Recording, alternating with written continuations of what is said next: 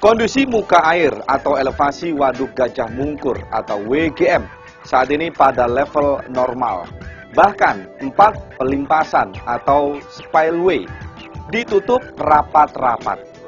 Hanya satu pintu yang dibuka, yakni pintu turbin. Sedangkan air yang keluar dari pintu turbin itu pun hanya sekitar 60 meter kubik per detiknya.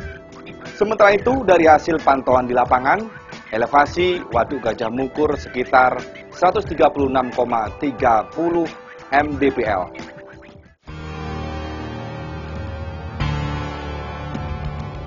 Curah hujan pada bagian hulu Waduk Gajah Mungkur memang mengalami peningkatan.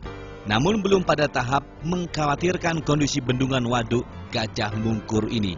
Terkait banjir di bagian hilir Bengawan Solo yang terjadi belakangan ini, yang melanda pada sebagian wilayah Surakarta, Sukoharjo, dan Karanganyar, pihak Perum Jasa Tirta Asa 4 Wonogiri menolak tegas bahwa Waduk Gajah Mungkur sebagai penyebabnya.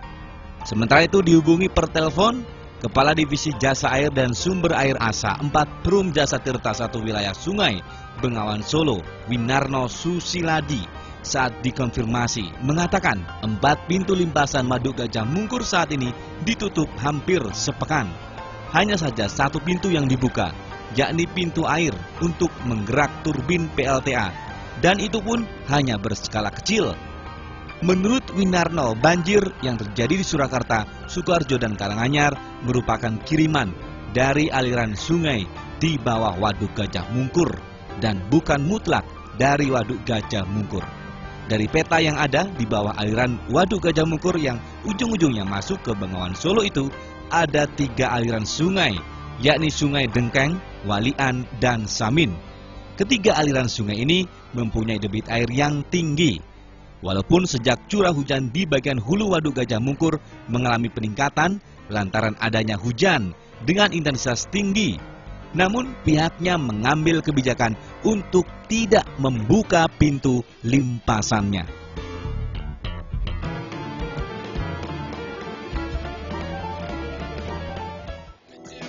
Penyebab Sungai Bengawan Solo ternyata bukan dari limpahan air dari Waduk Gajah Mungkur.